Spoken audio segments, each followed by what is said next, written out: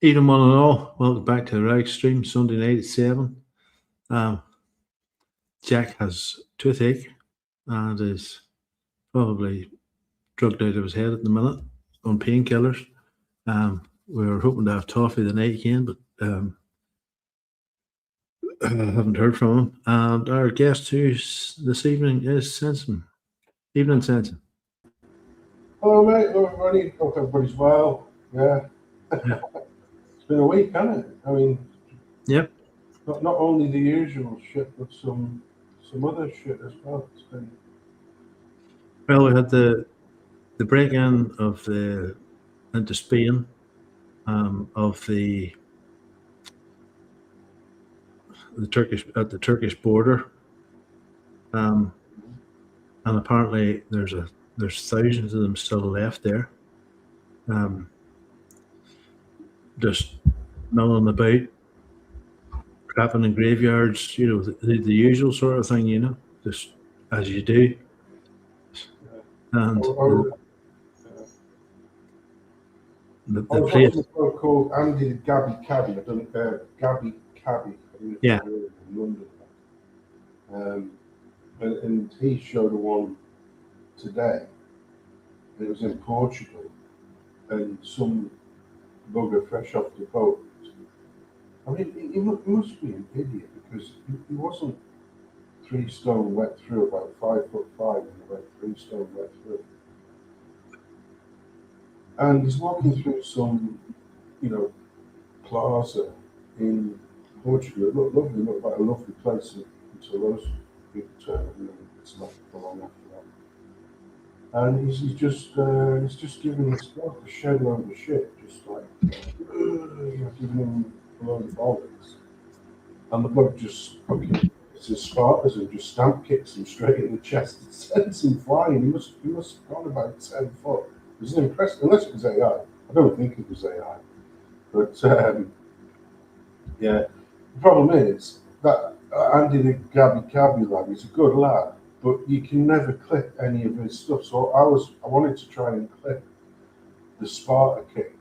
It just yaps, even though it's got its own audio, it just yaps over the top of it constantly. You don't get a minute of not Andy the Gabby Cabby selling his England mugs or whatever it is. I've seen a few things them chasing them around the streets. Yeah. They're trying to break into old people's homes. They did actually break into old people's homes. Slept, just moved into their wee apartments or whatever they are. You see them there, the wee balcony and stuff. And the balconies have spikes and barbed wire on them. They're still getting into them, designed to keep them out. So where are we at here? Wonder if I can.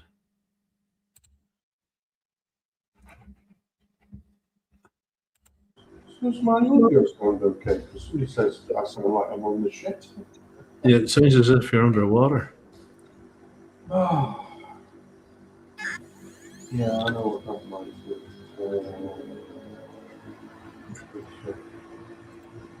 Settings. There was a massive upgrade. Right, what's that like? Is that better? That's 100 times better. Yeah, there was why I don't understand why either Microsoft or Google or StreamYard or whoever, when they do updates, why do they absolutely just fuck your settings? So they all go like factory settings. They all resort back to this, and then my brother comes across and he's fucking Mr. Technical Guru, and he's like, "You don't want to do it like that. You want to do it like this." Yeah. Well, it had gone back to being the bloody pissant microphone on the side of the computer, which is nowhere fucking near where I am. I've got my own little microphone in front of me here, but obviously it chooses to deselect what you've had set up for like months after every fucking update. I hate technology. Yeah. Absolutely loathsome shit. Yeah. It's handy for some stuff. Yeah, I mean it's good. I mean, when you think about the progress we've made in the likes of medicine and in transport, it's excellent. But shit like, what was his name? Tim Berners-Lee invents the internet, so that women can charge men 40 quid on Hinge before they'll even text them. That's literally where we're at now. That's the height of technology now. Absolutely hateful shit. Technology's good. Social media is shit. If you could have the technology without the social media, Yes. We're sat on here now. We're sat on a social media platform now, but we're putting the world to rights. But I'll tell you something now. I would happily never watch a YouTube or Amazon Prime or any other bullshittery ever again if it meant we could get rid of all of the shite like fucking Facebook, Twitter, all those other Instagram and WhatsApp face and shit like that. Throw all of that shit in the bin. Keep the level of technology that we've got, and just throw all that shit in the bin, because that's literally. I mean, we probably peaked around just before this iPhone came out, so probably 2000, 2001, and every step since that bastard iPhone came out has been a regression, going backwards. Not actually going forward. So we're still making technical discoveries and all this crap, but the general IQ of people and the wokeness bullshittery of people, and everything's a mental health issue now. I would say it was before that. I would say it was at the dawn of the freaking Xbox, because my boys used to be out every weekend, and taking them down the motocross track. They're riding bikes all day. And then some Japanese bastard invented the Xbox. Xbox was Mickey Soft, wasn't it? Bill Gates' fucking invention. I think so. Yeah. Well, like I say, but the thing is, we had games before the internet. You just played them on your own machine, and you didn't have to have like a billion other wastrels online to play games. I remember the Atari bloody VCS 2600. I had a Binatone in the 70s. This fucking two bats and a ball going plop, plop, plop, plop. It's like that. That was the height of technology at the time. What the hell happened? And then, so I couldn't. It would do my jaffers in if if I had to be on one of those games where you're on like thousands of people. Years ago, probably in the mid 90s, there was a game because you had Doom. Do you remember Doom? Doom was a game on a PC, and you could link up on Doom. And then shortly after that, there was a one come out. What was it called now? I can't think now. But it wasn't. I think there was a Quake. There was one called Quake, which was like a lot better 3D. But there was another one where you were like sort of space soldiers type things, and that was really funny. But that was like on a closed network, so you're just basically playing the other people where you were working, and that, when you were pretending to be working, but you're really playing games. That was all right. But now it's like, you've got these games where there's like thousands and thousands of people on there. It is like like the world bloody military faction. Yeah. But yeah, this is the biggest problem I see with social media as it is now, is that it's probably one of the most dishonest forms, especially things like Facebook and Instagram and all this bullshit. Because, you only ever get people's highlight reel. So you only get people the highlight reel of their life. So, oh, I've got this new car. Oh, brilliant. That's fucking great. Oh, we're off to St. Lucia for a week. Oh, you lucky bastards. Oh, and it's all, but you don't get the, you don't get the, I've had the shit somewhat cruel for 3 days while I was at St. Lucia, or, all the nastiness. You just get the nice sort of little Flipper just popping up just as they're walking past the pier, and Flipper pops his head and goes hello, and they've got the celebrity slot because obviously they are now the prime focus of photographs now. These bloody selfie mongers. Yes. You know, they're the most important thing in the image now. You know, they could be stood next to the pyramids or the Great Wall of China, but you can't see that because they're great gurning faces in the way of it. So it's basically turned a lot of people. It's, you know, I always say that comparison is the thief of joy. So you've basically got, and it's, I don't know about blokies, but certainly the ladies, they're always looking at it and go, oh, cow, jammy git cow, why don't we have that? Why don't, because you know this is the way it is, because they see something and then they immediately compare it with their own lot. But what they don't realize is, yeah, they've got a new car, but they're absolutely stony broke.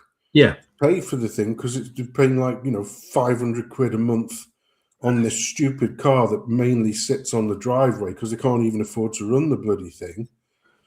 So if you knew the actual reality and the ins and outs, your life's not that bad actually. You know, you're probably not faring too bad. You just think you are because you keep on looking at everybody else's highlight reels. Yeah, my dad keeps on. He used to call them all for a coat and no knickers. Yeah, had a fancy fucking car, and the kids were dressed in the nine, and we were having tomato sauce sandwiches for lunch. Yeah, that's just unbelievable, isn't it? And then, but you know, I want to show you this. I found this during the week, and maybe other people in the chat have seen this, but I thought this was really, really fascinating. They were talking about every Labour Prime Minister in the last 100 years has been a member of the Fabian Society. So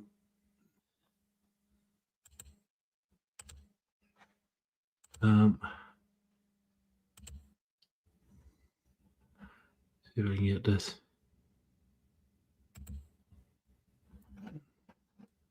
Where is he?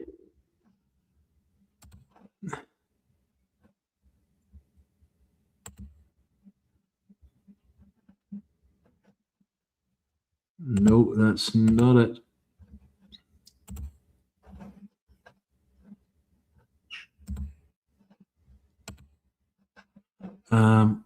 One second. It's that. Let me know you can hear this, folks, because it is very low, because the recording's like 100 years old. I object to all punishment whatsoever. I don't want to punish anybody. But there are an extraordinary number of people whom I want to kill. Not in any unkind or personal spirit, but it must be evident to all of you. You must all know half a dozen people at least who are no use in this world, who are more trouble than they are worth. And I think it would be a good thing to make everybody come before a properly appointed board, just as he might come before the income tax commissioners, and say every 5 years or every 7 years, just put him there and say, sir or madam, now will you be kind enough to justify your existence?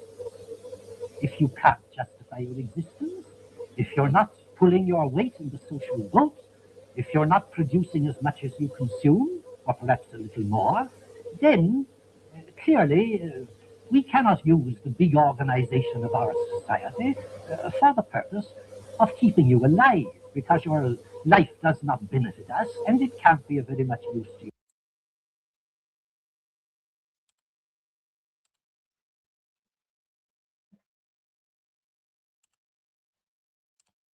Still there, something? yes, mate. Yeah, the Fabians. What's your thoughts? Well, I've seen that video several times, many times, and like I say, the Fabians, they're basically Eugenics. Well, they're this mixture of communist nihilists. So they literally want to see their own destruction, and they're happy about it. But in the meantime, they want to take all of your resources to do it. That's exactly what the Fabians are. They're communist nihilists. I was watching a thing on them, and the guy said they were eugenicists. Apparently. Yeah, well, what you have to realize is, speaking of technology, one Mr. Bill Gates Jr., Mr. William Gates Jr., his father, William Gates Sr., was part of the American Eugenics Society Yeah. before it became a bad word. After when a certain mustachioed failed painter had a bit of rumble in the sort of mid 20th century. And then eugenics became a bad word. So and he was heavily invested in it. And what they became after that, what this eugenics society or whatever became after that, effectively became in the United States the Planned Parenthood thing. Yes. They call it Planned Parenthood, but it's actually Planned Death Everything Hood. That's what it should be called, because they're not there to help parents. They're there to help people to not be parents. Yes. So they were all on board, and Mr. Tash, allegedly had programs where, if you had people who were incompetent and not compos mentis, basically mentally ill and stuff like that, then they would give them a snip. But up until that point in time, there was a boatload of people in the Americans saying, "Oh yeah, there are certain people who we don't think should be breeding because they're just going to ruin the nation with a bunch of fucking idiots, basically a bunch of tards." And then obviously what happened in the sort of 1940s, and all this talk about certain members of the population not being able to or shouldn't be allowed to breed, or all this kind of crap, took on a very, very dim view. So instead of sort of cutting his losses and moving away, they just started investing in it, like rebranded themselves as Planned Parenthood. So Right. it was still designed to sort of assist the undesirables in not having kids. Yeah. Yeah. So yeah, there are certain forms of evil that persist across many, many different scopes, and the Fabians are one part of evil. It's the same as the fuckers who go to the places like Bohemian Grove in America. They're not Fabians, but they're all part of this fucking evil cabal, and they all seem to be elevated to positions of power. Hence why all of the Labour prime ministers of since 1948. Attlee was definitely a Fabian. Yeah. We're all Fabians. I would imagine that quite a few Tories were, believe it or not, especially latter day Tories. What they pretend to be Tories. I imagine they are as well. Somebody, the fellow that was doing the video, he said he reckoned the Tories had their own thing, but similar. Yeah. It wasn't called the Fabians, but it was something along those lines. Useless eaters and things. Yeah. Well, they're all that's the thing. The people at the top of the chain, they like to think that they like to fool you into thinking that you have a say in what goes on in your life on a daily basis, and you literally don't. Everything is top down, and you're basically told what's going to happen, and then it happens, and you can moan about it. But if it's something that gets people up in arms about it, then they'll backtrack, but they won't back all the way. Yeah. And then 5 years later, they'll try the same thing again, and this time they'll have a little bit extra creep on it. So it's always about creep. It's always about making a leap forward, rolling it back, but not rolling it as far back as what it was before they did the leap. So they're always making ground, and it's always there to enslave us. I mean, there's a new one with the United Nations just come out this week, and it was what was called a silent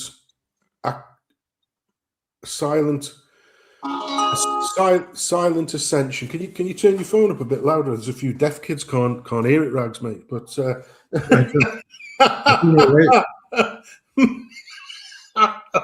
don't know why it's going fucking off. But Oh, mine does it every now and again. I can't. It's warning me. My blood sugars is up.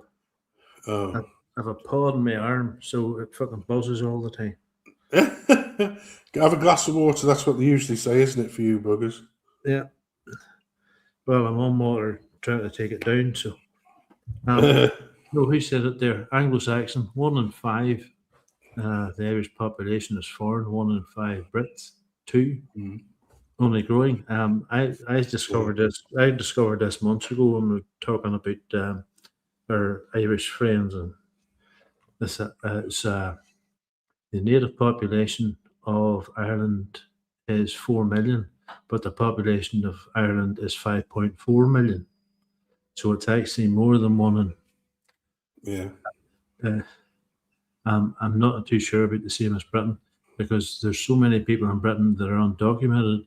They can't tell. The government stats is there's 3 million people that shouldn't be there, but according to the supermarkets, the amount of people that's buying food and going into the shops to get out of the bargain basement or the bargain basement stuff every evening, they reckon it's at least 10 million overpopulation, or what they say is it in England. And then history debunked.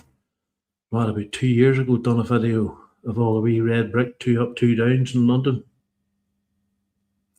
and they all have a garage in the back garden, but there's no access for a car. And you sort of go, well, why would they have a garage in the back garden if you can't get a car in there? And they're full of beds, bunk beds.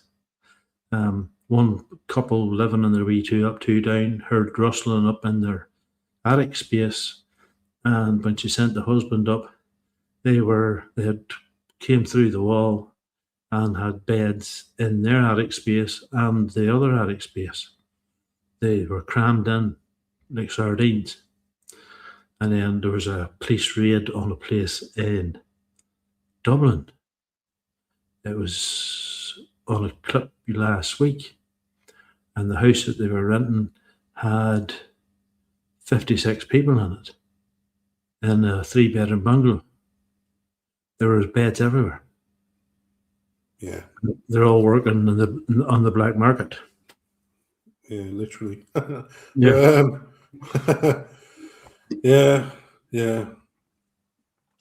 Yeah. We just have no idea how many of them in this country, and I'm a staunch believer of making never relax great again. So always remember, folks, never relax. Yeah. It's people say, oh, if you just assume something, and stereotyping, and it's bad and it's evil. Well, stereotypes exist for a reason. Yes. Because it was stereotypical behavior. Yes. And therefore people understood to be rightfully cautious. Here, I was on Facebook on Derek Domino's thing there, and there's some fucking left-hard twat from Exeter University with his name written in, with the hyphens and all, and his Podrick Gorum, and he accused me of not spelling my name right, because it's anglified, what a fucking twat, hey. He's supposed to be a university educated. My arse. So thing is, they're the worst ones. Like I say, I know a shed load of people with more fucking degrees than a thermometer, and there's not an ounce of common sense among them. Yeah. You could probably sort of, well, depending on which ones they are, but they can probably quote Shakespeare verbatim, or they could tell you the 4 millionth digit of pi or something like that. But then you say to them, yeah, but what about all of this immigration coming into the country, and I think that's having a squeeze on. Oh, well, why would it have a squeeze on housing? Our house's prices go rocketing. There he is. Jackson, the chat. He was supposed to be in here, but right. I'll throw a link. Throw a link in. Oh God, no! He's going to come on and be all racisms and antiseptic, isn't he? No, if he does that, I want to be able to keep. The more I'm allowed to keep these up and not take them down, the more people see them, and the more followers I get. I'm growing slowly. I'm growing, but I'm growing slowly. You know. Bitnick's on the shit list again at YouTube.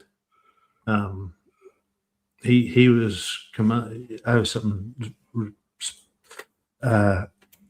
modding for him, and there was 1,200 people at one stage, and he was regularly getting 900,000, 1,100 people watching, and next minute 400 people. You know, all the regulars. You know, and they've dropped. They're something to do with the algorithms. They're promoting news channels over channels like mine and channels like Bitnick's and what do you call the American guys? There's that guy. There's the goth guy. Jake. Oh, I know what you mean. Yeah. You know, they're seeing mega drops in their footfall on their videos, but it's like Dangerfield. I always keep an eye out to see when Dangerfield's streaming, and now somebody drops it in Telegram. That's the only time. That's the only time. I never see a notification for a Dangerfield stream unless it's already been on, and I see it late in the day when somebody put the link in on Telegram to say Dangerfield is streaming now. No. But yeah.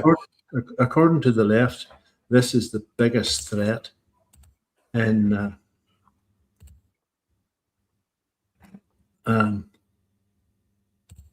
politics. There's a 20-year-old guy, right? Let me know you can hear this, folks. You know who this is? He's a supporter of the state of Israel. I mean, that's a pretty un-Christian position. Not a supporter of the state of Israel.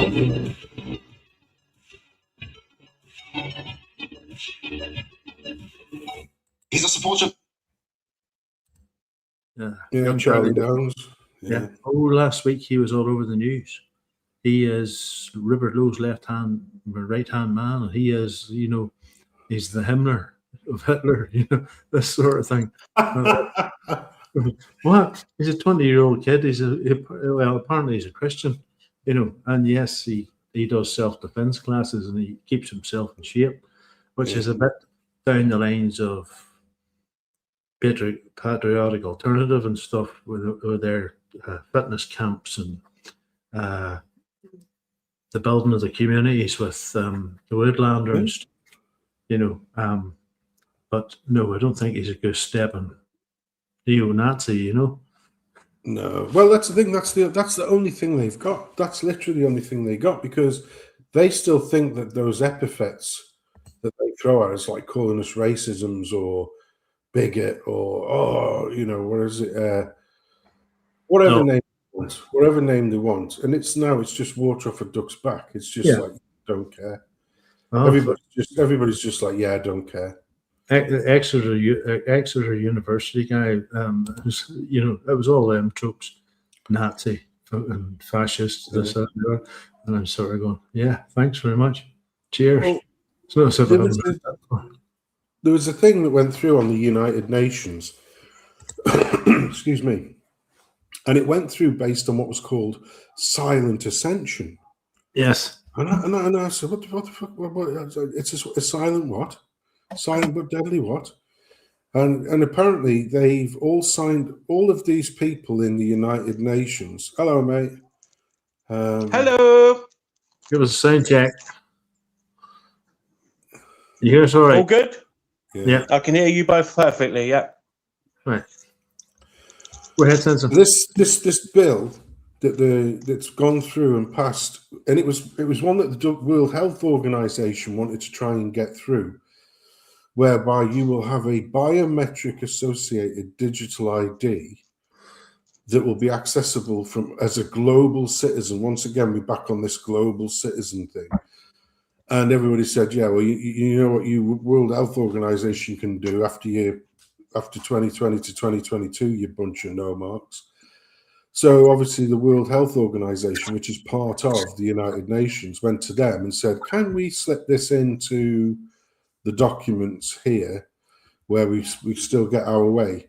You know, a biometrically verified digital ID for basically every person in the world, or every person in the United Nations.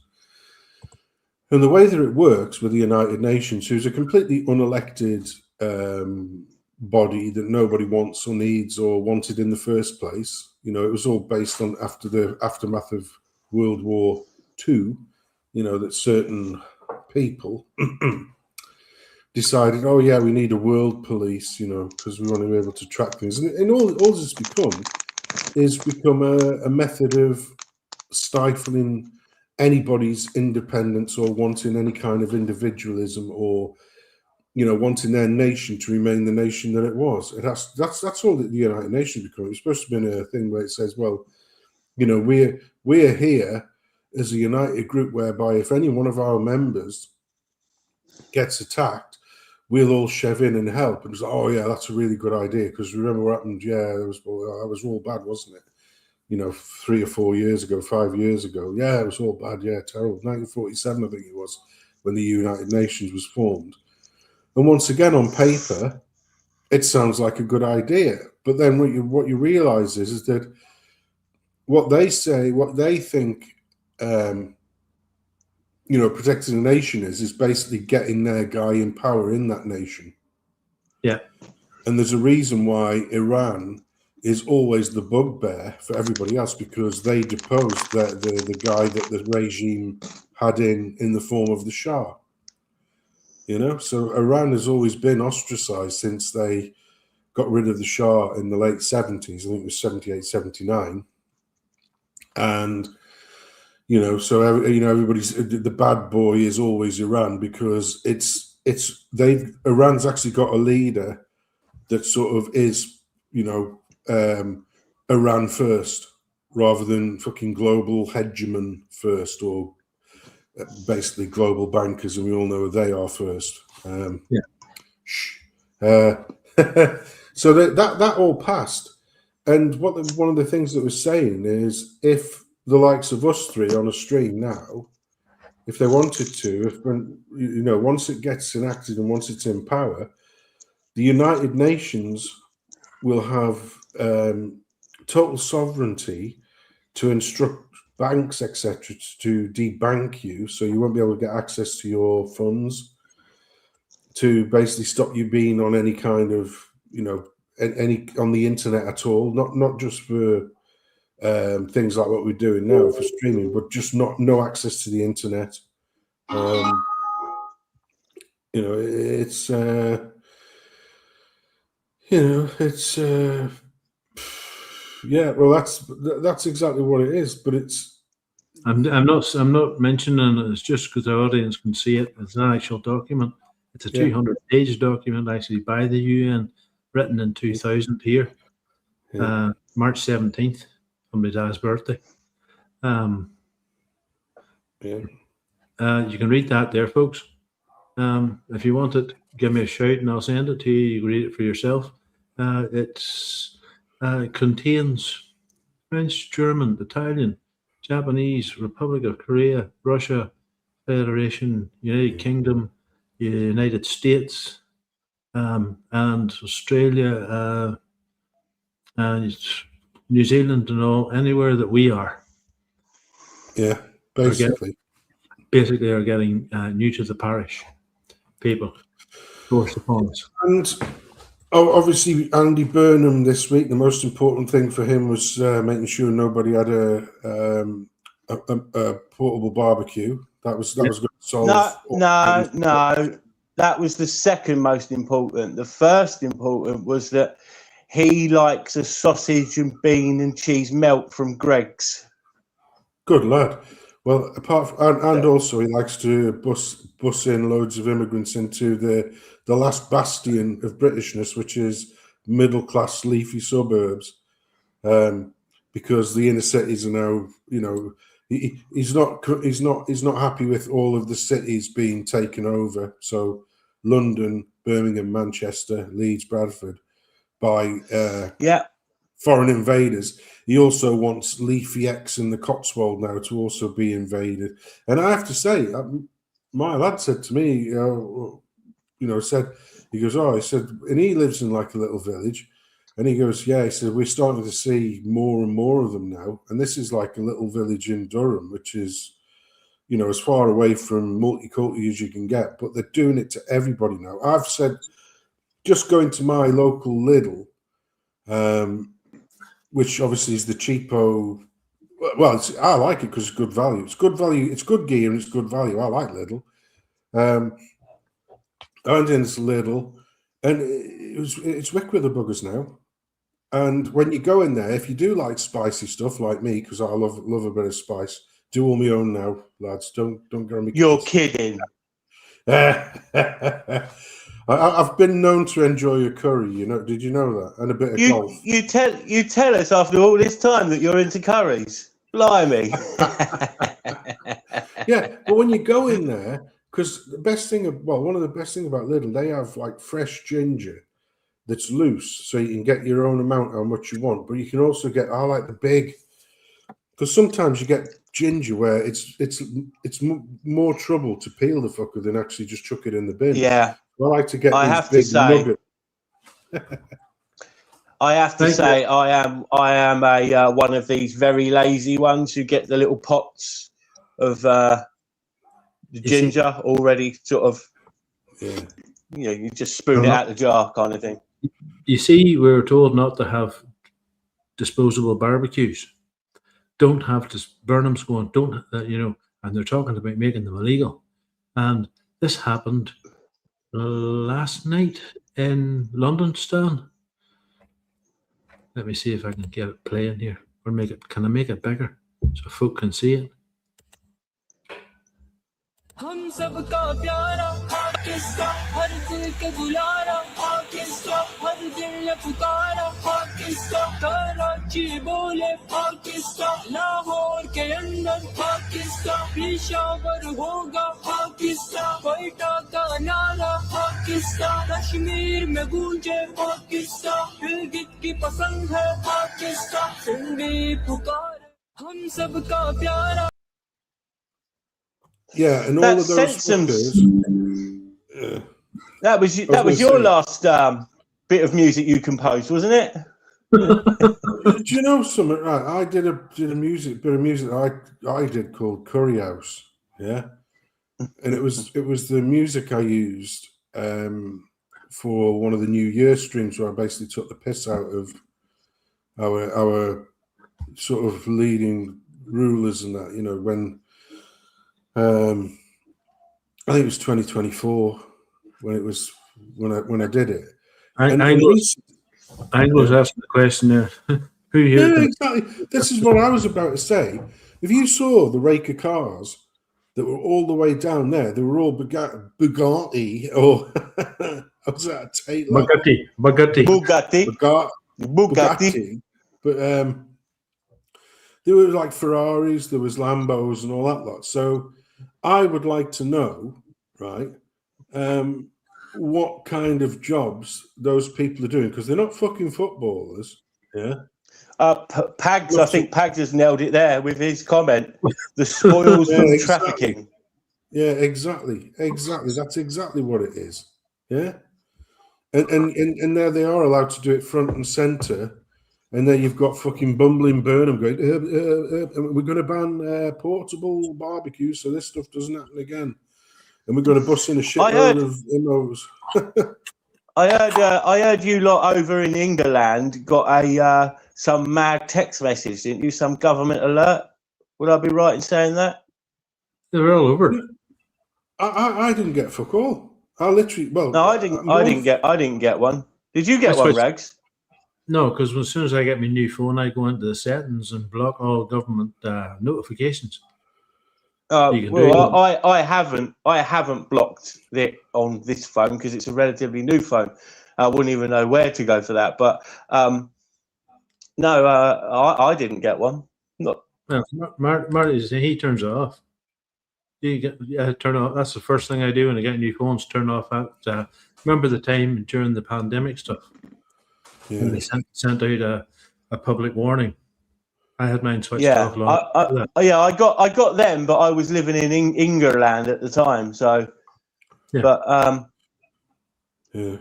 Well, I just thought, nothing to do with me. I was when I was over my auntie's. First topic of conversation. Did you get the warning? Huh? yeah, The fucking warning. I thought, what have I done wrong now? I thought it was something to do with me. Did you get that warning? What? Who? From who? Tell me about a warning. Off the government? No. About the fires? And I goes, no. Oh, hello, Big Joe Marsh. We had them. We had 3 or 4 come through about the fires. There's no fires around here. No, but in general, I goes, yeah, I know there's some in sort of, like St Newbury around that area, that sort of thing. M4 corridor's been hit by. Birmingham's had a few. I don't know if there's any up in Yorkshire or up in Northumberland, but round here we haven't had any. I watched the fires starting in England, and somebody, the brother, sent me. His missus sent him pictures of some park in London, and usually it's green grass and it's burnt brown, and they were doing a heat camera from a helicopter, and you see the thing starting, but then you see a thing walking away from it. Yeah, shape walking away from it. So it wasn't a brush fire. I don't know if either of you watch Breakfast with Bo, but he's been talking about the wildfires in France, for example. And what they're not telling you about that is there's been over 400 arrests made for arson in conjunction with these wildfires in France. They conveniently leave that part of the story out. Yeah. And also the same thing when it was in Hawaii. Hawaii was absolutely 100% decimated by wildfires. That was it too. Joe Works says in the chat there, the warning was in Welsh. Only 18% of the people speak Welsh. So people getting this thing in their phone going, the fuck? Well, yeah. Like I say, the ones in do you remember the ones in Hawaii? I think was it last year or the year before?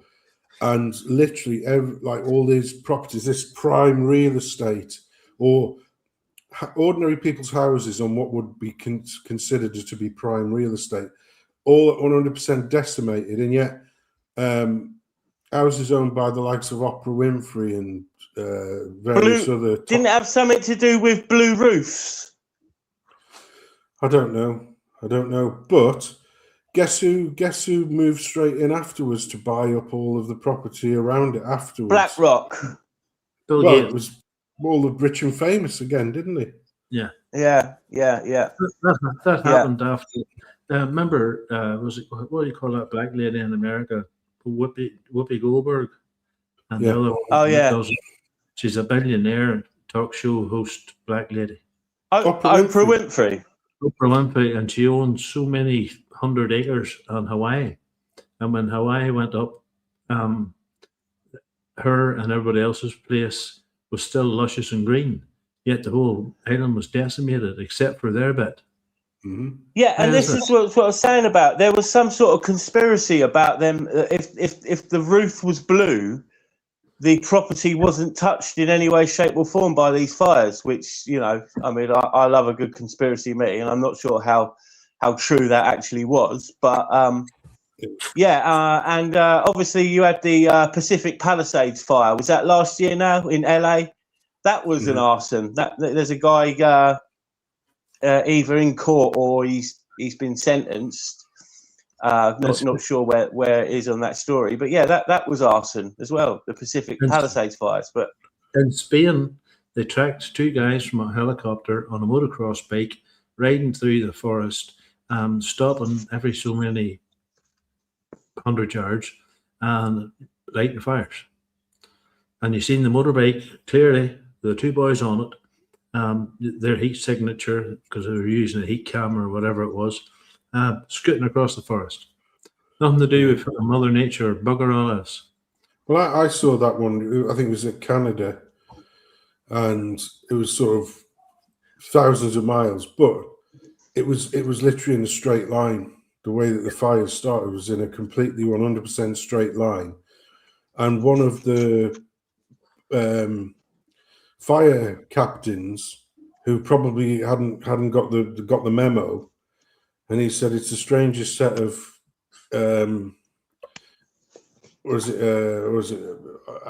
accidental wildfires I've ever seen. He said because they're in a dead straight line, and then he was shushed, and somebody else then took over the because it was obvious that they were purposely done. And this is not a new thing. If you think back, they did it in Docklands, they did it in the slum areas in many cities.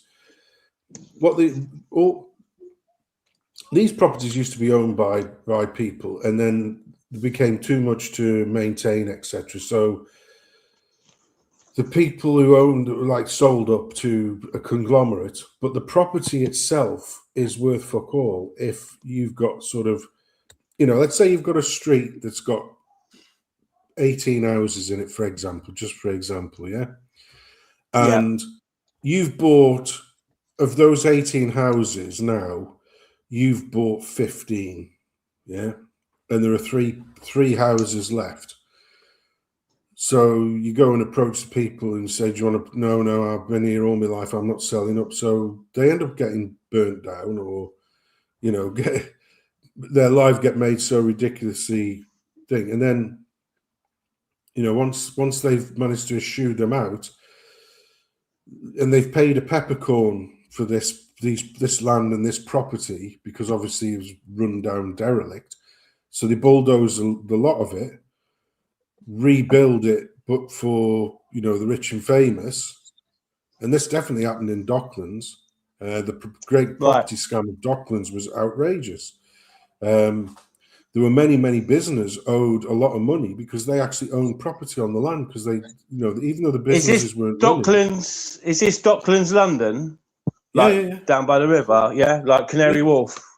Yes, Canary Wharf. That was exactly it. Yeah, it was one of the biggest land grab scams in all time. But it was backed by the city, wasn't it? Because the money was coming from the city. Because they said, well, we'll pay a peppercorn for this really shitty industrial wasteland.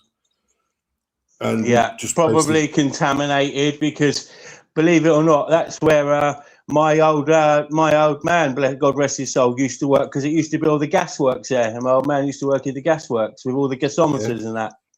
Is that where they filmed Full Metal Jacket? The Docklands.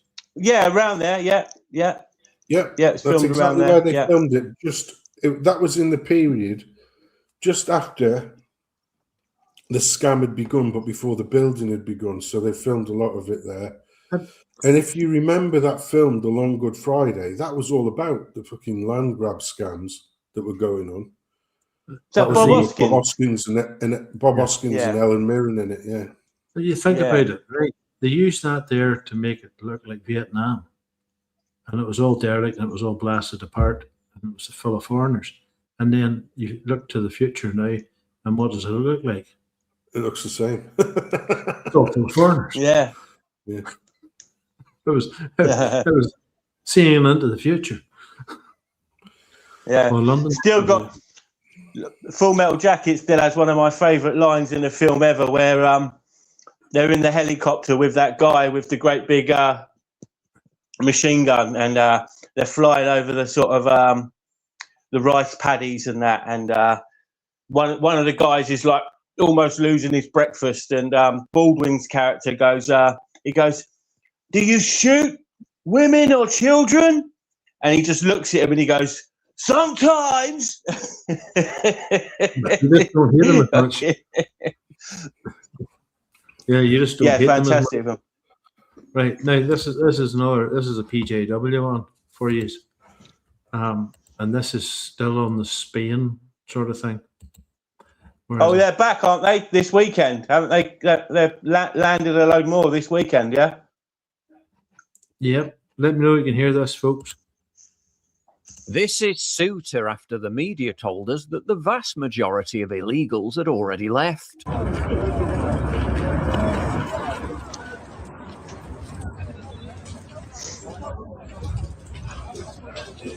Yeah, really looks like it.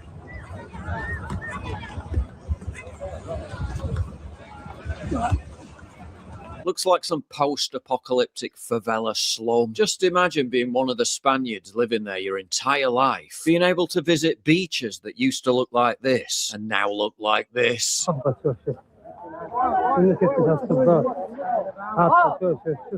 That is unbelievable, gentlemen.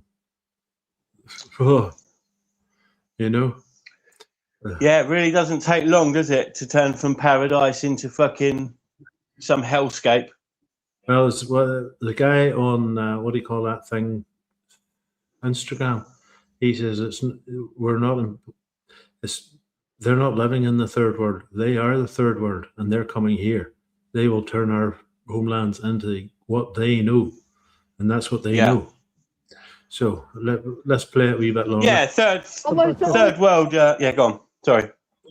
قسما بالله كاع اوريجينال شوف اوريجينال شوف هذه كاينه الصباط شوف هذه السبته شوف انت كامل الصباط اذا انت عص كيعون في الصباط شوف سبرديلات عاد سبرديلات هنا شوف واو هنا اسبانيا ها شوف الصباط دنيا عامره الصباط شوف دنيا عامره صباط ايوه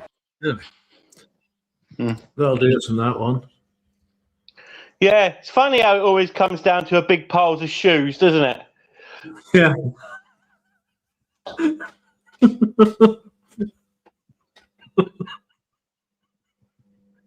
Yeah. And a chimney that's not actually attached to the building. Yeah, the world is shoes.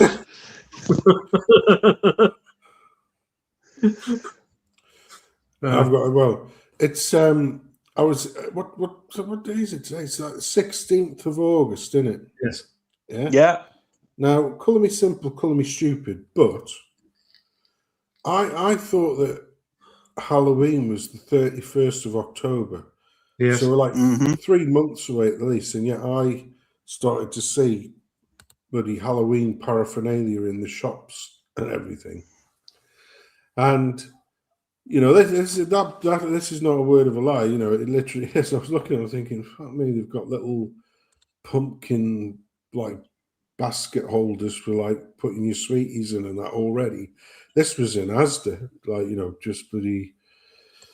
I'm like, you can't have it 5 minutes. I mean, at least, you know, before they used to wait for people, you know, the 6 weeks or 5 weeks holiday to finish. Very good, Mouse Cat. The flippity flopper lips. They used to wait for the kids to get back to school before they started pushing Halloween hard. Yep. But I already seen that there. But I did also see because they like to do specialized confectionery, don't they? So I saw one today which I thought was quite funny. There you go, Rags. Oh, that's in the yes. Didn't do nothing. Didn't do nothing. Very good. Yeah, I'll be good. They look chocolatey. They look nice and chocolatey. Mm. Mm. I'm not a fan of muffins. Don't like a muffin. Not for me. Too stodgy. No, well, there's a Just thought I'd get that out there. Sort of value do a double chocolate chip muffin, now I'm diabetic, I'm not allowed it, but I used to eat them. I would get the odd one, you know, but then I'd just watch my blood sugars go. Whoa. Yeah. I literally, mean, literally off the scale. I suppose that's where you get them from, isn't it? I mean, I can't remember the last time I had one. I do like them. I like the blueberry ones. You sometimes do like a blueberry one that's nice. Got like a little bit of blueberry sauce in the middle as well. Yeah. do. Is that true, Joe? Is that true? Blueberry, you mentioning blueberry, that's my new jam. Blueberry juice. Fresh blueberry juice. That's my new jam. That's what I'm drinking right now. It's lovely. My new jam is beetroot juice. Fuck, seen the price of it too, hey? It's like £4 for a carton of beetroot juice. But beetroot juice fucking clears out your liver and kidneys and stuff. Yeah. I was once told that by a quack. He said, because I was going for a when I went for self-employed, I get private insurance, and as part of this private insurance deal, so you could lower your your bloody, what's it called, premium every month. So you could lower your premium. You could go for like a voluntary health check. Now this was early 2000s, so I was still, relatively fit and not a fat bastard like where I am now. But I still like the sauce. I liked, like a swally. And I said to my doctor, so I've got to go for one of these bloody tests and that. And he goes, all right. I said, but you know me. I like a bit of a swally, because this was a doctor before. This was when I was still living down in Stoke. And like I say, I didn't see the doctor virtually at all when I was in Stoke. But you could have a bit of a chin to them, so they were good people. You know what I mean? You have a bit of a laugh on with them. And I said, "Well, what's all this then here?" I said, because I went and saw, made the point. I said, "Look, it's just to ask you questions about this fucking form I've been given, because I don't understand any of it." And he just said, he says, "How much beer are you drinking and booze and that?" Because I was just like exclusively beer back then. I said, "Well, not so much through the week." I says, "But the weekend, I fucking nailed the bastards." He goes, "Well, you're lucky because it's in the middle of the week." He said, "So, if you tie one on Friday night, give it a rest from then on." But he says, sweet baby beetroot in vinegar. I think it's Baxter's or something like that. But they weren't cheap even back then, and it was the baby beetroot in vinegar. And I said, "All right, yeah, I know what you mean, yeah." He said, "Like what you put on your salad," and I said, "Yeah, I know what you mean." He goes, "Buy half a dozen of them, decant the vinegar juice off it." He says, "And drink that." He said, "So have a couple a day, Monday, Tuesday, Saturday, Sunday, Monday, Tuesday. Have a couple of them a day, and then when you go in on the Wednesday and you do your piss test and all that lot," he says, there'll be nothing in there." So I did I'm that. sure. Yeah, go on. Sorry, Sense. I was going to say I did that, and sure enough, showed up. Even though I wouldn't say I was a pisshead, but I used to like me beer on a weekend. It came back like literally as though I was fucking Mr. Teetotal. I was like, "Ooh, that's a good one to have in the back." I'm sure. I heard that beetroot juice is really good for, like, if you're a gym bro. It's good for oxygenating your blood. Like, you can get a better pump on. Apparently, that's what I remember hearing. I'm not sure if there's too much into that, but people here have been saying in the comments that it's good for your heart and stuff. So. Yeah, well, like I say, he specifically said the pickled one, because he said the vinegar.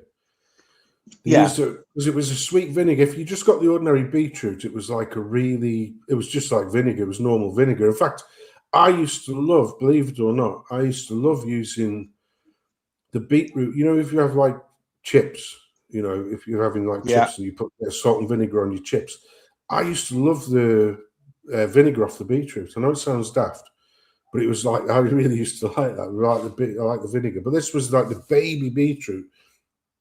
And I don't know if he just said because it was sweet or if it was like because of the level of antioxidants or whatever it was in it. But he just said, he said, yeah, buy 8 of them. He said, they're not cheap. And I goes, yeah. He said, buy 8 of them, decant the liquor off each one. He says, have one in the morning, one at night.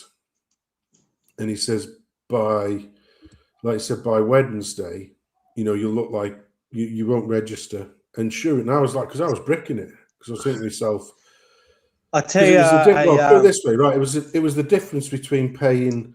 I think it was because it wasn't even cheap back then. You're talking 2001, and it was 125 quid. But if you found this thing, it goes up to like 220 quid a month. Jesus. A month. This premium covered you for like if you were completely wax on, waxed off, and you ended up as a greasy mark somewhere on the motorway. You got like a good payout for the missus, and at that time, my little daughter who was just a dot. So it was like private, like contracting and shit like that. And 3 seconds, gentlemen. Back in the sec. yeah, and like I say, it was literally the difference of like 100 quid a month, which you don't sniff at that. And he was absolutely bang on right, So there must be something in the old beat. I tell you, a dinner I used to love when I was a kid was corned beef, the tinned corned beef sliced with mashed potato and beetroot. I don't know if that was. I don't know if that's yeah. Would that have been your kind of thing? Yeah, it would actually. I used to love tinny like jar pickled beetroot, corned beef sandwich with jar pickled beetroot on. Oh, lovely. Corned beef and beetroot sandwich. Yeah. You remember like Spam used to be like a relatively sort of cheap food, right? Fucking tin of Spam, they want 3 quid for it now. Yeah, it's outrageous, isn't it? What was considered I tell you something now though, everything's like bloody off the scale now. And another thing I've noticed as well recently, and this is I'm going to target the actual so-called premium supermarkets for this. I don't know whatever I know it's been warm weather, and I know that's just part of the fucking way it's been these last few weeks. But I have been getting fresh fruit and veg, like on the day, and I'm looking at the stickers and it's saying, it doesn't have best before, it has don't use until used by, or whatever it is. But you basically go, yourself, if you've had I'll have a bag of chilies in the fridge because you know me. I'll have a bag of chilies in the fridge and I'll look at them and they'll be like, 4 or 5 days, a week even out of date, but there's nothing wrong with them and I'll fucking use them. I'll just use them up, put them in a curry or do absolutely. Whatever. Yeah. Absolutely. So, listen, you've got a nose and you've got eyes to tell you whether your food's good or not. You know what I mean? Like this. But the mother of my daughter, she would I'd go round and there'd be a carrier bag on the side. I'm like, what's all that stuff in there? She said, oh, that's all the stuff that's past its use by date. And I'd be pulling it back out going, oh, I'll eat that. I'll have that. You know what I mean? It's like this sort of indoctrinated thing that it's this special date that, the minute that hand goes after midnight, it's spoiled and ruined and can't be eaten anymore. Let it do you some damage. Well, I was in there, and one thing that I do like to do every now and again is like a pasta dish with fresh tomatoes, like proper tomatoes, wilted tomatoes. I do it when my daughter's over or whatever. And I like they're like sort of miniature, they look like little miniature plum tomatoes. They're called Pomodoro tomatoes. Yeah, I know the ones. Yeah, Lidl do them. Yeah, I know, but they're not cheap, are they? You know what I mean? No. The Lidls where we are, like I say, because we've got Rorke's Drift now going in and out of Lidl's, all the spices are gone now. I used to be able, because I was like sort of the only northerner in the town who was Mr. Curry Monster. I could go in and get my pick of the ginger, the chilies, and everything, and garlic, everything else. Now, because Rorke's Drift's here, I go in there and that section's like decimated. Yeah. Put it this way, the pork aisle's fucking full as a gun. You can get as much pork as you want, bacon. Yeah, absolutely. But yeah, so anyway, got these Pomodoro tomatoes, and that cheap was like, it was a nice sized punnet because it was like a double sized punnet, and I literally got them on the sort of the Tuesday night. Went to fish, and I'd looked at them, and I went to fish them out on the Wednesday. They were already furry on the bottom. I'm like, what the fuck? That's no good. But those ones you're talking about, what are they called? Just remind me. What pollen? I think they're called Pomodoro or something like that. I'm not very good with. If I've got this right, they sort of come in different shades as well, even on the same vine. I get the yellow ones, the red ones. I get a batch of the yellow orange ones, as well. The red ones, yeah. Because that's what I did. All three of them, and it was the red ones that went manky after a day. Literally went manky after a day. Yeah. Well, they would be the most ripe, yeah. Yeah, they would be. But like I say, I always look at the box to make sure they're not already on the turn, sort of thing, and they look fine. Take them out the next day, furry on the bottom, like you fucking time-taking bastards. Right. Here, furry tomatoes. I'm going to do a shameless promotion here. Everybody knows who Dean O'Brien is. Yeah.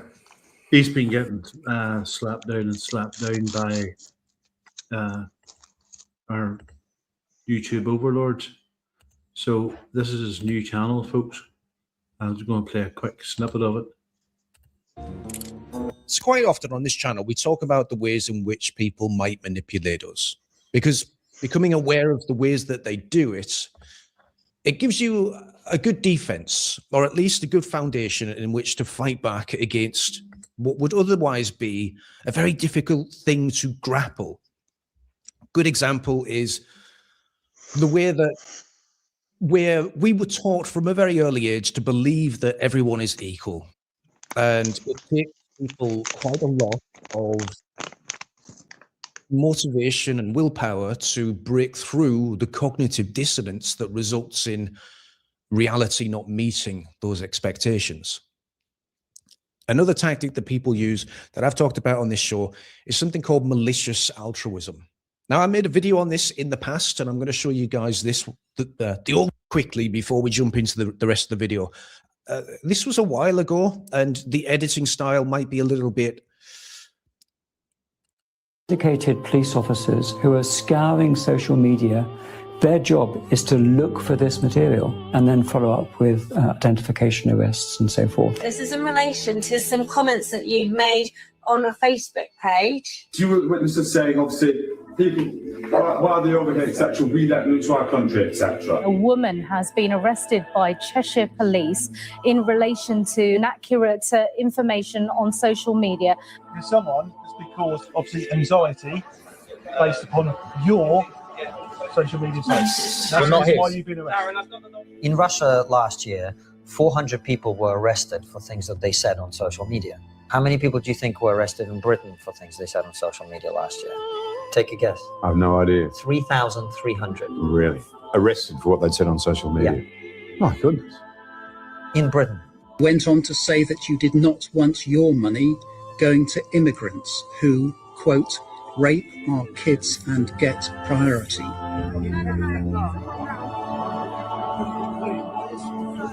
You did not want your money going to immigrants who, quote, rape our kids and get priority. You did not want your money going to immigrants who, quote, rape our kids and get priority. Salam alaikum. Hello, salam alaikum. My name is Phil Hutchinson. Salam alaikum. Assalamu alaikum. Hello to everyone in Saudi Arabia. Inshallah, I'm going to visit and come and see you all soon. This offence is so serious that an immediate custodial sentence is unavoidable.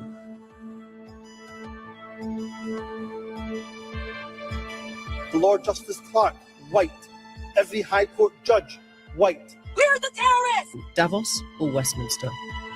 Davos. Ultimately, the government and the media can. That last snippet, folks, you notice it's the white Christians that are being taken away and arrested, but there's a guy standing on London Bridge.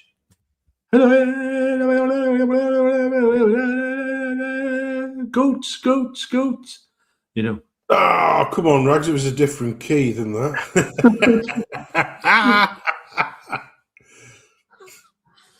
Yeah. I know what you mean, though. Fucking teeth. Yeah, yeah. And it's the same. It's the same when there's a wifey just stood, not saying boo to a goose to anybody, stood opposite, like opposite the road, out the way of some bloody abortion clinic, and the plod rock up and arrest her and say, "What are you doing?" I'm not doing anything. Well, what are you really doing? I'm just praying. Oh, it's not just that though. Yeah. Eight of them turn up. Did you see the one in the week with the woman who was the primary carer for her dementia-addled mother? Yes. And they arrested her. Yeah. Yeah, it's wrong. It's just it's sickening. Absolutely sickening. Yeah. But the thing is, the thing is now that America's picked up on this, and it's been shown all over the world of what we are being subjected to, and it's building momentum. Whether anything comes of it, gentlemen, I don't know, but it's building momentum. And Trump at the time, I'm not a soothsayer for Trump. I'm not shilling for Trump, because we all know he's big and friendly with the Johnson folk, but he didn't like Starmer at all. And I'm thinking that he's not really going to get on with Ed Miliband as what's Ed Miliband now? He's energy secretary. You on about Andy Burnham?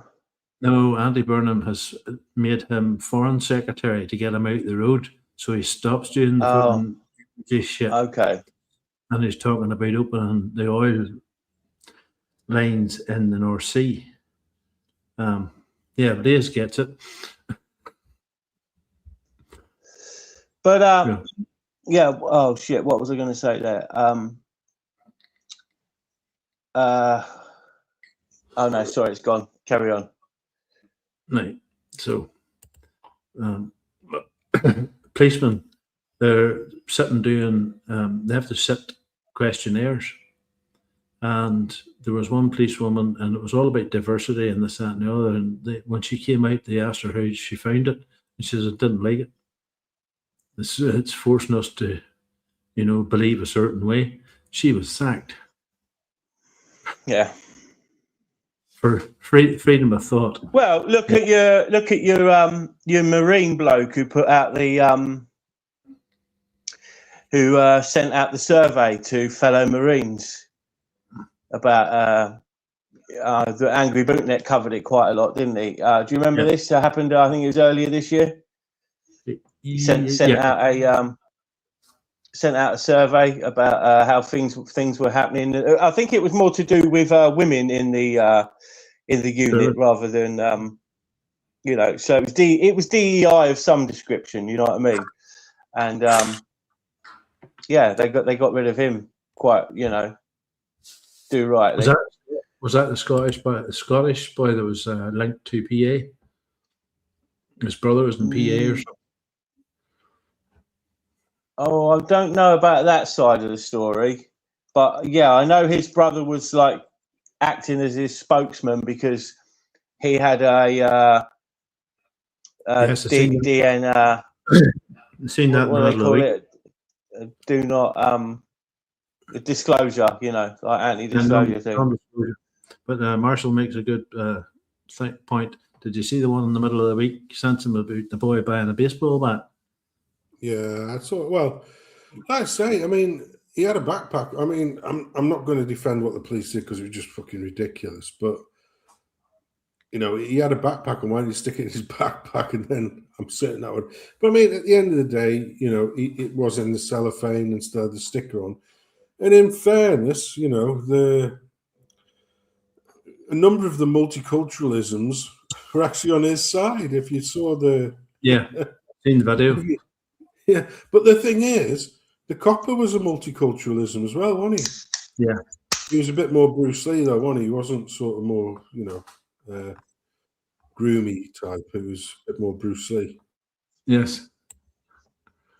Well, this is our last one for the night. This is an English woman that lives in America. She's a podcaster. A podcaster. She's talking about what everybody's talking about online at the minute. Is it a psyop? Is it this? Is it that? And your man Jake, the goth Jake fella, she's discussing. Let me know if you can hear this, folks. In Ireland has gotten so bad with immigration that a small group of nationalists are trying to bring back the IRA. Remember that terrorist group that tried to overthrow the British colony back in the day using literally any options they have? I mean, guys, this was not the news I was expecting to wake up to this morning. The new IRA are expressing their dissatisfaction with the way Ireland is being treated as a dumping ground for these third worlders. They want to advocate for remigration, otherwise violence. So I am going to read this in a very straightforward, matter-of-fact kind of way, okay? I am not going to express any support or any derision or disrepute for the IRA. It is purely neutral, as per the law dictates. The new IRA is planning a violent campaign aimed at driving migrants out of Ireland. Intelligence officials have warned already. Security bosses fear the Republican group, which succeeded the real IRA, has been exploiting tensions on both sides of the Irish border. A rise in migrant crime on the island has fueled local fury. For reference, the south of Ireland is currently comprised of about 25% immigrants, okay? 25% of the Southern Irish populace are immigrants, 25%. Of the 7 women that were murdered in the first half of this year, 6 of them were murdered by migrants. Just in case you want to know what the stats are. Is also through the roof. Innocent Irish men have been slaughtered, stabbed, mugged. But yes, 25% of Ireland being comprised of immigrants is a staggering statistic, okay? That's a staggering amount of the Irish populace. I mean, it's just too much. And it's not a surprise that you have a group of nationalists who are saying, wait a second, it's not just colonization from the outside that we should be getting rid of. Maybe if they just bring these people in our own government, that's something that as people who care about Ireland's everything, we should be worrying about and doing something about. Quarter of everyone in Ireland are actually non-white immigrants. That's not including their kids. You include their kids in this, second gen, third gen, you're looking at around 30%, 35%. It is a shocking amount. And the new IRA certainly seems to think that's also a shockingly high amount, considering the declaration that they've made here. A rise in migrant crime on the island has fueled local fury, as seen in June when the stabbing of Stephen Ogilvy, which happened about 10 minutes from where I'm sitting, allegedly by a Sudanese asylum seeker. Now, they're using the phrase allegedly because this sorry piece of shit is currently still being processed by our legal system. So he hasn't been actually officially charged with anything yet. Security sources told the Mail last night that the group, the new IRA, which still pursues a united Ireland, is capitalizing on these grievances. That's right. They want Northern Ireland to be separated from the UK and returned safe and sound to the south of Ireland, to the Republic of Ireland. A united Ireland once more. There are concerns the campaign could push a fresh wave of migrants from Ireland into the UK, especially across the Northern Irish land border. Yeah, well, they'll be up here waiting for them as well. No doubt they're organized. A video appeared last week on social media in which an unidentified man issued threats against migrants on behalf of the IRA. They will take control. They will give an ultimatum, not to politicians, but to the illegal migrants who are in the country, he said. The man claimed the British Army had respected the IRA during the Troubles for their effectiveness and professionalism. We still have these armored Land Rovers driving around, by the way. These bespoke riot Land Rovers, we still have these driving around. It is now going to be time for civil war. That is exactly what these guys are going to be doing. And can you blame them? I mean, there's more and more conversation about civil wars starting in different countries that have just been overwhelmed by migrants. Right. We'll not dine out on the whole video, gentlemen, but your thoughts? Sensum? Well, he's right, though, isn't he? I mean, you know, I don't think... The Stephen Stephen Ogilvy is one of them, but very many. And you're not seeing in England, you're not seeing Portadown every night. You're not seeing Belfast every night. And it's literally burning. And there was one, and you've been here before, so you know where Hollywood was. Yeah, I know Hollywood, yeah. Yes, well, there was a family put in there, and the family of five, I think they had 5 kids, are absolute shits. 4 adults, 4 children. No, that's a different video. Okay, sorry. These are Mohammedans, and they moved into the place, and they thought since they were Mohammedans, they were taken over, and their children went out and bullied the local kids and beat them and pushed them off swings and did this, that, and the other. And when the local families complained about it, they shouted, "What? What word? Was it isms? Was it isms? It was an ism, yeah." And they wanted to be housed in a better area. It's a ploy to get housed in a more affluent area, you know, or somewhere near their own people. Hollywood's not that bad, though, is it? In fairness, no, up in the north, it's not that bad. It's not far from the. It's not far from the airport. It's a bit further north than the airport, isn't it? Mm-hmm. The international airport. Hollywood. It's just long as you're heading towards Bangor. It's so long from the airport. Yeah. So, but they have, you know, they're getting everything handed to them. What were they? They said they were Ukrainian refugees, and they're not Ukrainians. You know, Ukrainian people look like us. You know, these were not Ukrainians. They look more like bubbleheads. So, botanic station. And they cried the isms. And the AMS. It's even worse than when you were here last year. Now, my love, I was only there. I was only there yesterday at Botanic. So, but they have. They were warned to calm themselves down. So the local families came out and they videoed them actually doing what they were doing, beating up or attacking other children and stuff and pushing them off swings and doing this, that, and the other. So when the cops did come round, they showed them the evidence. So these people didn't have a leg to stand on, but they got put out, and their mother and father, who were housed for free in another estate just round the corner, they were put out as well. And now they're all crying, isms. We didn't invite them here in the first place. We didn't want them here, and we don't need them here. And the division in this country is so much that there's Derek Domino saying you can see nationalists and unionists coming together just to get rid of these people. You know, your thoughts, guys? Well, for me personally, I think that would be. I think that I've got to be careful what I say, because yes, I think that the people of Ireland as the landmass of Ireland, so Ireland, the sort of the landmass, yes, need to eject all of these interlopers. I also know that 42 would never ever, who you know is yes, a mate who I stream with, he would never entertain siding with either nationalists or the South, but purely because, as far as he's concerned, they want to see him destroyed. That's his opinion, and I respect that opinion. But for me personally, I think there's a more of an existential crisis with regards to European stock in general that we need to, you know.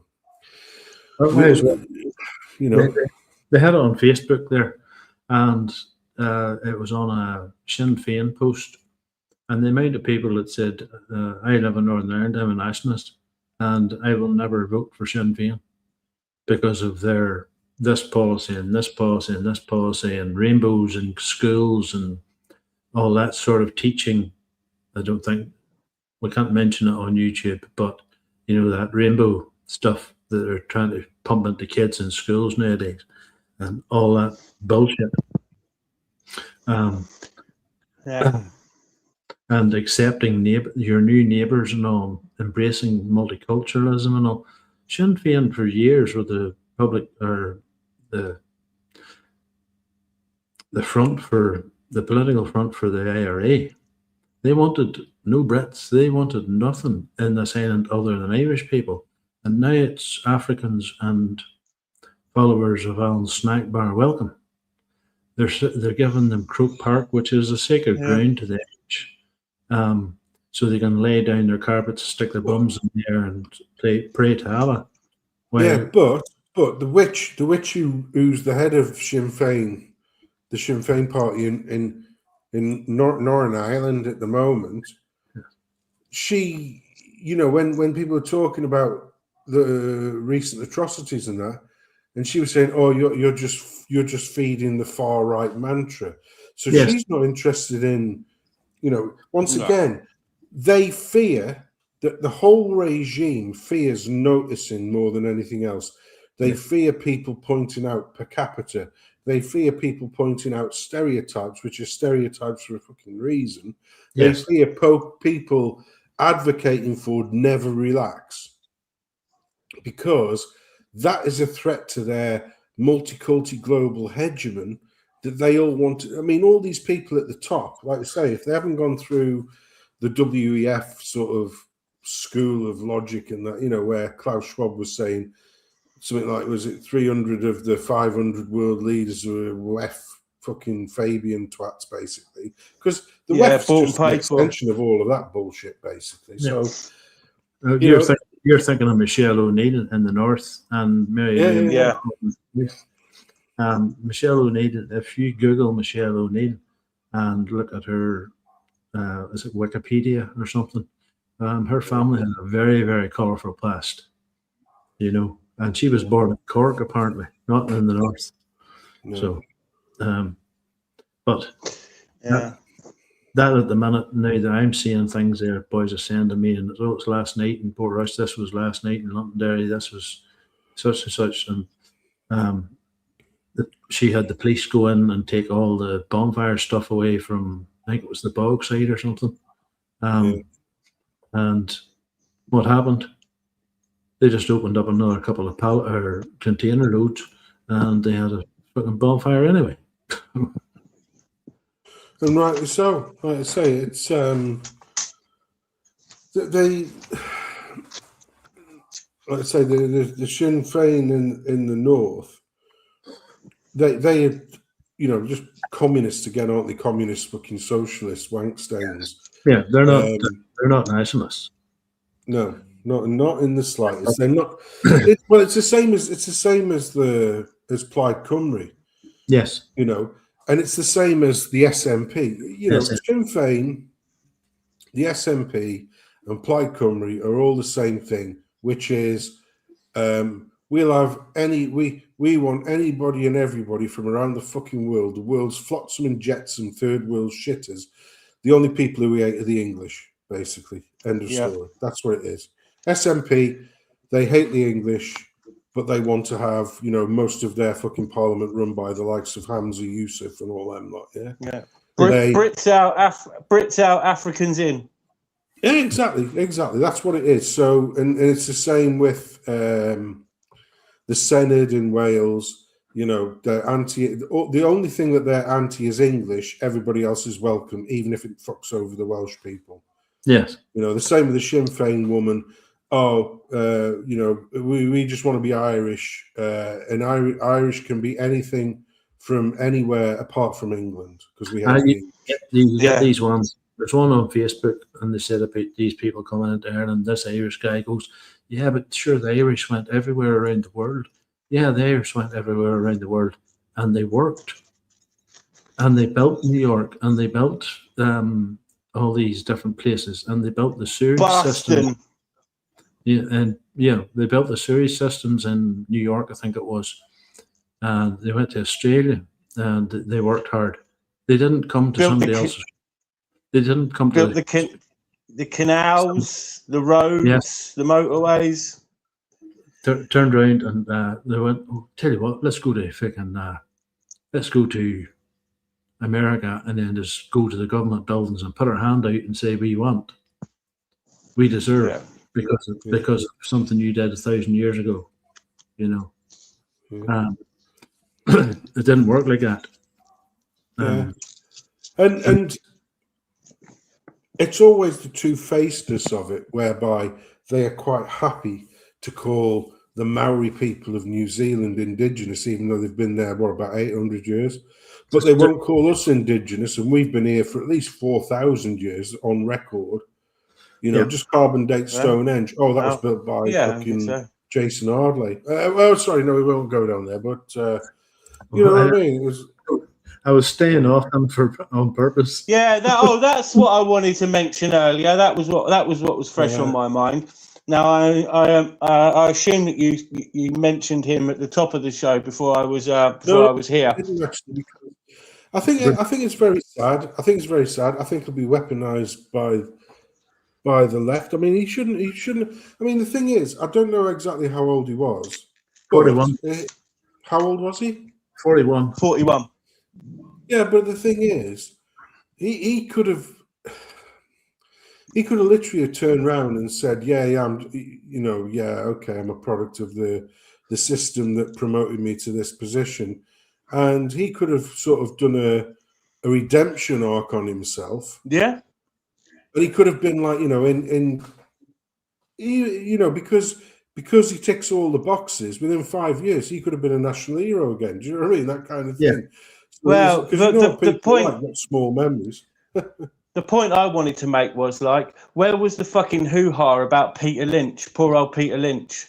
Yeah, exactly. You know, and that young lad who was fucking bullied into taking his own life. You know, nobody. No, I don't know if you wanted to.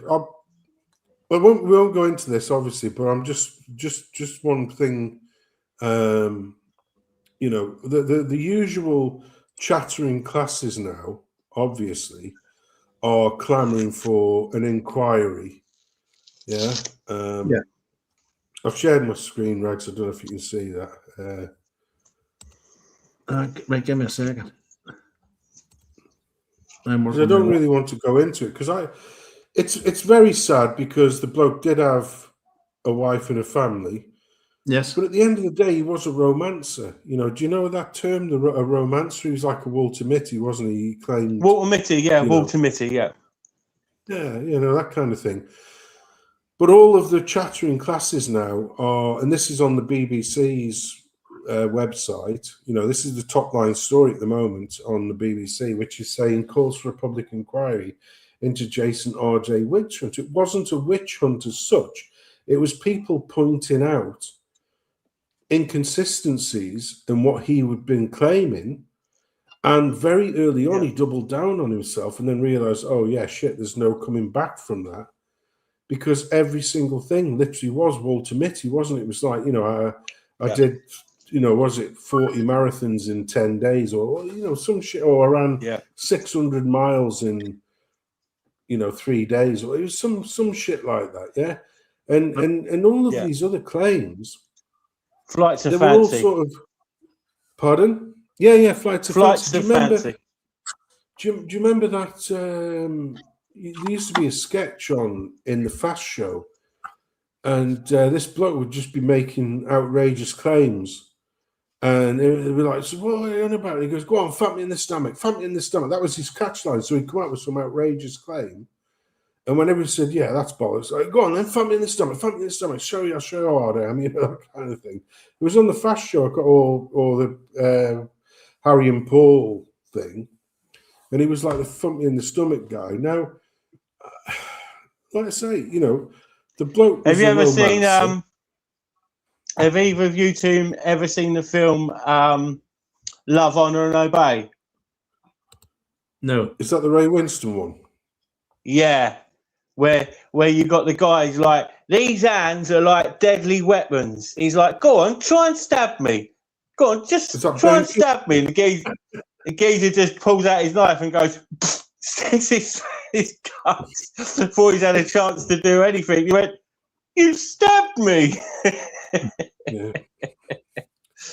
Yeah. But like I say, Great film, that's, that, by the way. Yeah, it is. That's the one with Ben Kingsley in it as well, isn't it? That one. No, that's Sexy Beast, isn't it? Oh right, yeah.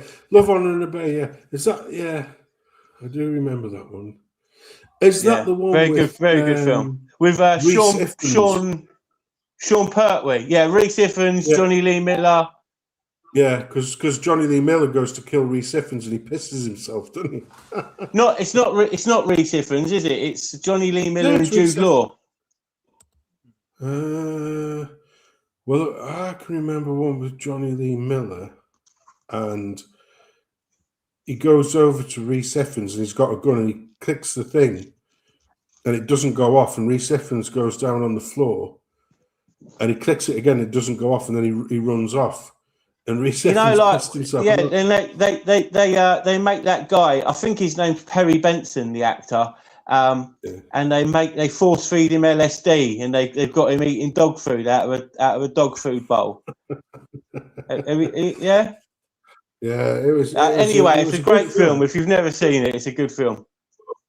Like I say, just to underscore the Jason Audley thing, if you look back both here and the United States, where people have been called an ism or a bigot or an anti-trans or something like that, and they've literally been completely and utterly ostracized in society.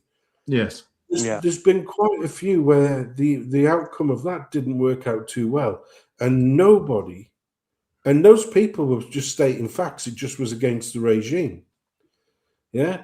And nobody wants to do an inquiry into that. Do you think that, you harassing this person for making, quite legitimate remarks and comments about the situation and state of things, do you think that your harrying of him because he wasn't on message multiculti globalist bullshit had anything to do with him deciding not to wanting to be around anymore? No, nothing at all to do with that. He was a bad, evil person.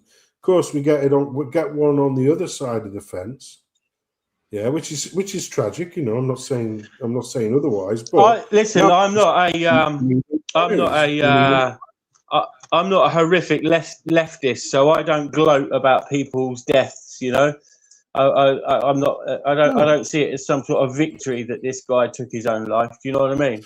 No, I don't see it.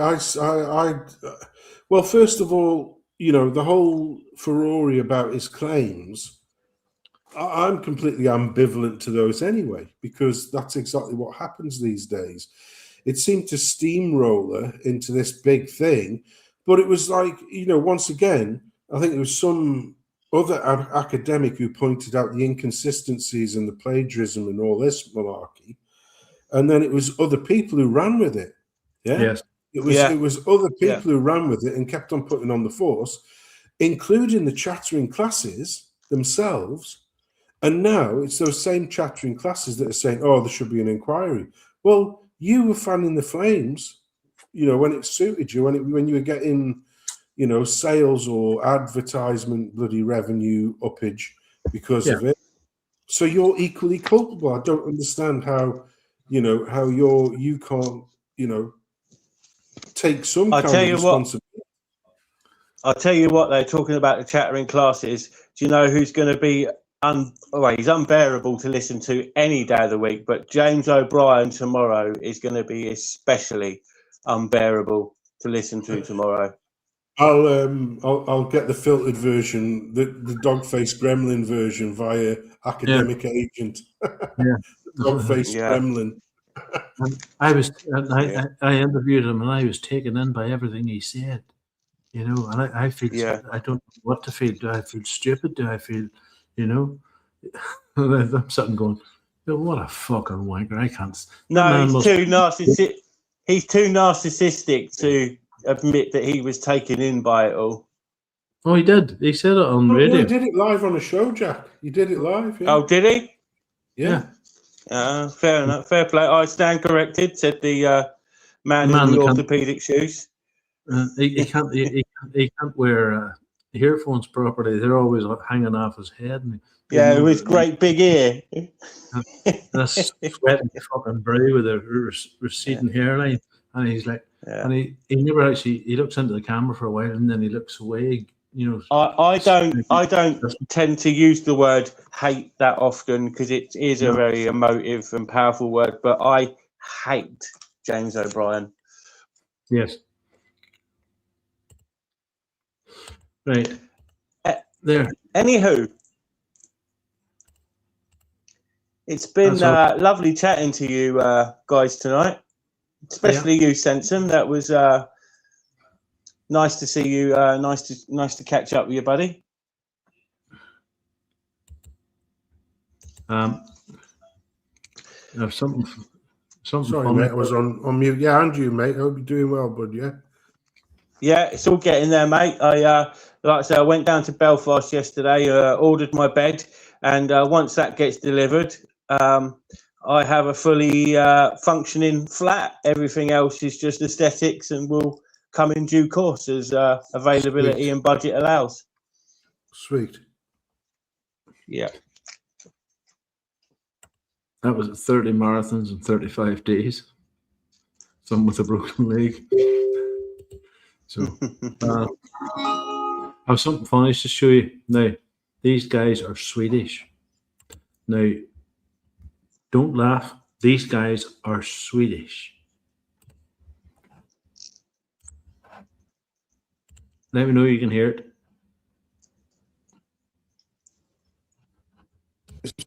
Were you guys from Ghana? No. I'm Swiss. You're a Swiss man, huh? You're a Swiss European? Yeah, man. I'm Portuguese. Oh, ain't that something? Because neither of you look either Swiss or Portuguese. You look like you're from CAR, Central African Republic. Oh my guys, because I've never actually stepped foot in Africa, bro. Were you guys from Ghana? No. I'm Swiss. You're a Swiss man, huh? You're a Swiss European? Yeah, man. I'm Portuguese. Yeah, the Swiss and Portuguese. It reminds me of Liam Tuff's interview with Steve Laws. So, Steve, can my Ghanaian mate be British? You kind of answered the your own question there, Liam, mate. Yeah. Like I've always maintained that Civnats will be, you know, they are the biggest stumbling block to getting anything done. No, liberal women and men. It's a toss up between the two. It's Civnats and liberal white women. Yes, they are most definitely the enemy within. No, two of them get snuffed out in a month, and then another one gets found the next month stuffed in a suitcase. They're all these aid workers helping these communities. One gets bashed to death with a toilet cistern. You know, but you know, diversity is our strength, folks. You know, let's all come together and yeah. You know. Yeah, and when they saw the perpetrator after, he didn't even look a bit flushed, did he? So yeah, he blamed it on Armitage Shanks. Yeah. Armitage Shanks. Yeah. Remember? Right, guys.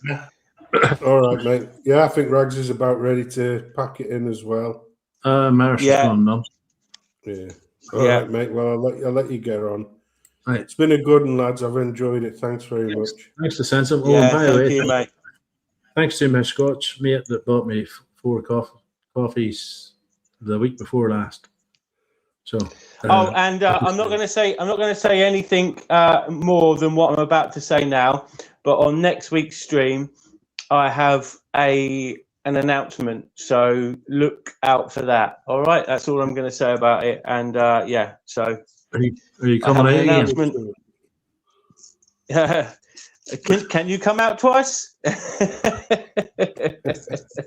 No, but yeah, no, there'll be an announcement next week. So look forward to that, and yeah, see you all next week. Yeah. Yeah. That just leaves Yeah, me. we won't mention that, you know, that in heaven, our Walter Mitty's already told Moses that he actually parted the Pacific Ocean. But on that note, we'll leave it at that. Yeah. Okay.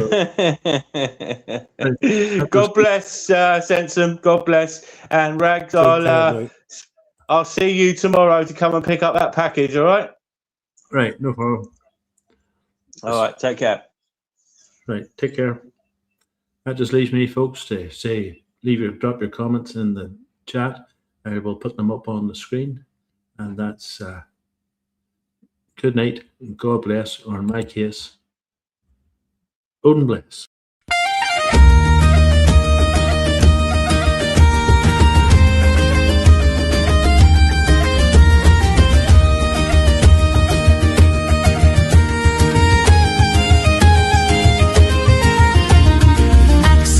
Flashing on Dundee Street, rumors faster than police feet.